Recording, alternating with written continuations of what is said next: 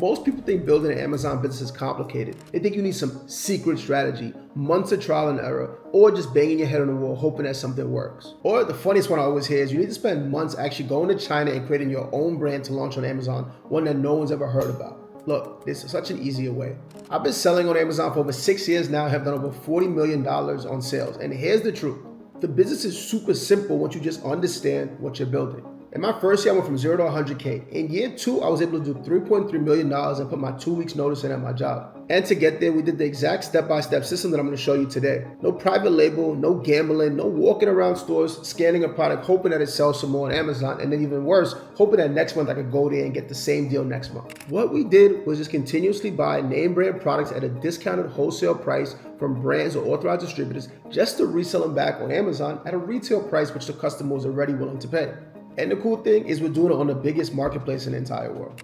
Now in this video, I'm going to break down the exact step-by-step process that you need to build a profitable Amazon wholesale business in 2026. Not what worked back then, what's working today. Let's get into it. Now, the key thing to understand is that you don't need to go out there and do things like private label, launching your own brand, or go out there and scanning products in stores hoping they resell. I use the example of one of our students who joined back in September 2025, and he's now a coach and has successfully left his job in, what is it now? April 2026. And he actually left his job last month. And when I first met him, what he was doing is he was actually in another Amazon FBA program. He was walking around stores, scanning products from Target, Walmart, and hoping that they resell on Amazon.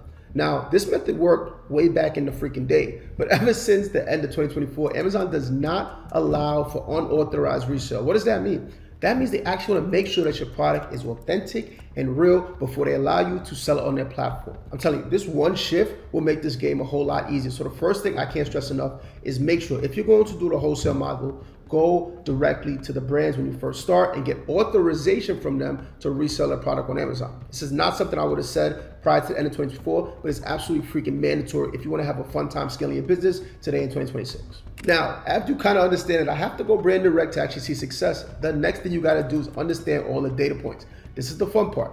You got to understand what an ASIN is, an identifier on Amazon, how a UPC code works, right? Actual profitability, all the fun things. Spend about a week just actually diving into the data points so before you actually go and reach out to brands, you know exactly what you're talking about. Trust me, there's a big difference between somebody who knows the business and someone just yapping about working with a brand. This is the biggest game changer when you first start. Now, after you understand all the data points and what all the lingo means on Amazon, it's actually time to start reaching out to brands. Key thing, you want to make sure you're not reaching out to really, really big brands. Like people love to say, man, I buy this brand like Dove or Colgate or Crest. Man, if I could just resell those, people are buying them on Amazon. But here's the two main issues.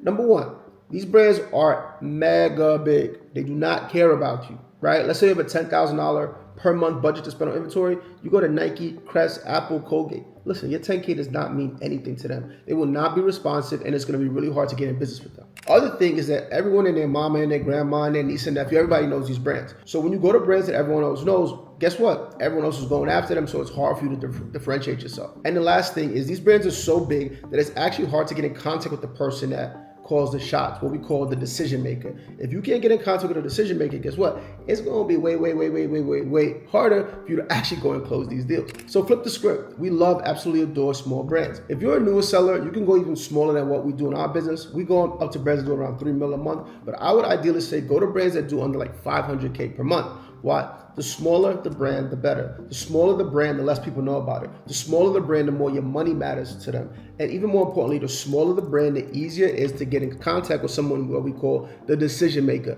the one that actually calls the shots and allows you to get discounts on these products. Smaller the brand, the better. What you want to do is source, pick one category and source a bunch of brands that do under 500K a month in revenue and brands that have 3 or more Amazon Prime sellers, because those are brands that are actively already working with resellers just like you. It's going to be way easier for you to close a deal. Now, once you have this list of hundreds, if not thousands of brands, guess what? Now comes to the fun part. Now you actually want to start reaching out to these brands, but don't overwork yourself. What I see sometimes is somebody will come to me and say, hey, I'm reaching out to hundreds and 150 brands a day. But whatever email provider you're using is going to say, man, you're reaching out to way too many people. They're going to think that you're spamming them, and your emails are now going to end up in the spam inbox, which is going to make it really hard time for you to actually get responses. On the other side, I hear this all the time. I was just on a group Q&A, and this guy was saying, man, you know what? I've been doing Amazon Wholesale for a while. I'm not seeing results, but I'm doing everything. I said, cool. What do you do? He said, I reach out to a brand a day. I said, what? You reach to one brand a day?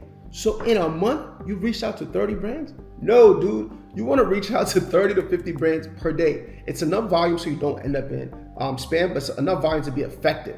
So 30 to 50 outreaches a day is pretty much the sweet spot. Just think about it. This is what we call cold outreach, and cold outreach is a volume game. You want to have enough volume in the pipeline so you can actually see results, not slow yourself down by only doing one outreach a day. Once you have that list, you can bulk email, send 30 to 50, and you will start getting freaking responses. Now, the next thing, and this is so freaking pivotal, and I'll use an example of one of our students. He's also now a coach. His name is Sean. And what Sean was doing is he was reaching out to brands. He was making money. It was all working, but he wasn't getting to the real money zone. And what we call that is the follow-up zone. I love, absolutely adore, fall in love head over heels when a brand says no to me. Anytime a brand says no, I don't really want to work with you, that is where we actually push the needle forward. And that's where a lot of new sellers kind of back off. They're like, you don't want to work with me? All right, I'm gonna go over here. But when brands say no, they took the time to respond to you to say no. Right? It's not like they just completely freaking ignored you. So that's the point where you want to do something called value-based follow-up. Right? You want to get in front of them. You want to actually show them what we call a revenue gap. Like, what are their competitors doing that they're not doing that's making their competitors more money? You can frame something like that to a brand. They're going to pick up that phone and want to talk to you, because guess what? Brands hate their freaking competitors who are making more money than them. They want to be just like them. So if you can show them what they're doing that they're not, you can provide value, a brand is going to be super freaking responsive. Using the same example of Sean, we used this on one brand that actually said no to him. This brand was doing, I believe, around 100K a month. Right, but their competitors are doing 400 to 500K per month. When he first reached out, they were like, we're not responsive, we don't want to work with you. He did what we call a value-based follow-up. All of a sudden, they're on the phone with him, they're giving him new opportunities, they're allowing him to actually sell their brand on other marketplaces like Canada and Mexico. And all of a sudden, something that was a non-income generating brand is now making him some freaking money. So value-based follow-up is what closes the deals. Always implement it. There's such a high level to pull. Now, here's the name of the game, right? Everyone has this thought process in mind, myself included, where they're like, man, if I'm not making a 30, 40, 50% ROI, I don't want it. I don't want it. I can go the other way. And I'm like, dude, the money you have right now sitting in your saving account is making you what? Under 1% return per year. It is sitting there doing absolutely freaking nothing. So if you have to go to a brand and take a slightly less ROI than you wanted, like let's say 15, 20%. Even if it's not the number you wanted, you want to get your foot in the door. A, it's money that you didn't have, so you're making money. But B, and honestly more importantly, is you have started the relationship with the brand, meaning you have started the process of actually nurturing that relationship to drive up the money. Right? When I first started, I was working with brands that gave us as low as 10 to 12% ROI. Really low, in my opinion, but it was better than the money sitting in my Chase bank account doing absolutely freaking nothing. So what it allowed is we started a relationship. I was making money, which I like. But as we started a relationship, they got warmer and warmer and warmer, and eventually they gave us better and better pricing, so our profit went up and up and up. And eventually we were able to do something called an exclusive agreement. Now, this is key. I'll talk a little bit more about it in a bit. But before we talk about that, the next thing you want to do is you've taken the money, you're making some money, but the next thing, so freaking crucial, is now you can start reaching out to bigger and bigger brands, but not the same way you did before. What you want to do something that's called case study outreach. What's case study outreach? Take the brand that you're currently working with, the one that's making you money, and now position it when you go to these bigger brands to say, hey, I've worked with X, Y, and Z. Why can't I work with you? Think about it. Imagine you're a beauty brand, and this beauty brand is doing $2 million a month, right? And you are currently working with brands that do 3, 4, 500K a month. Now, it's not as good as going to them and saying, I'm working with a brand that does 5, 10 million a month, because obviously that's bigger than them. It's going to really draw them in. But guess what? You can take those brands you're reaching out to and start still positioning it like you have an expertise in that certain category.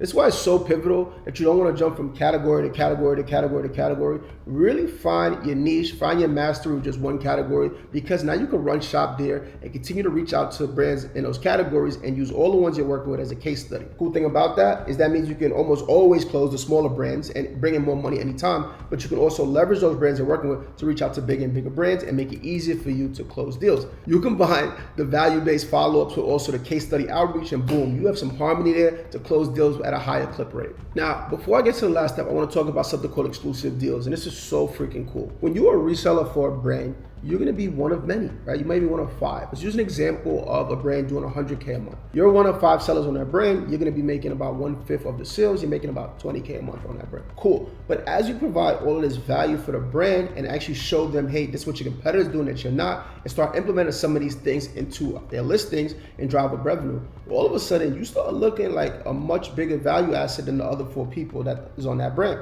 So instead of taking up 20%, that $20,000 per month, we start positioning our offer to them to say, hey, what if you were just working with 1 person instead of 5?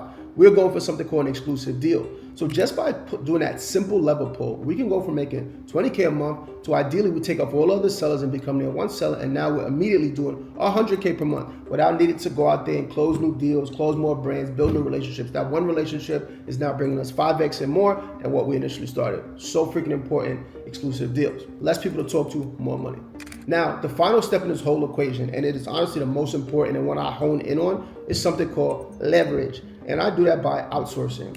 Most people, when they get in this business, they are not looking to give themselves another job. Yes, they're looking to make more money, but they're really looking to get more time. So as you're doing everything we spoke about in this video, what you want to do is make sure you're recording everything. We use a tool called Loom just to screen record everything we do and build systems and SOPs. So anytime I want to go hire what we call a new virtual assistant, we primarily hire in the Philippines or Pakistan, get them anywhere from as low as like $2 an hour up to sometimes like our real good managers right now, get up to like $10 an hour, but start off low. We don't have to go sit on Zoom and fly to the Philippines and meet them to train them and any of that crazy stuff. We've recorded everything that we've done, and now they have an SOP, a roadmap, so that they can just do exactly what we're doing. Cool part about that, let's say you're giving 8 to 10 hours a week to your business.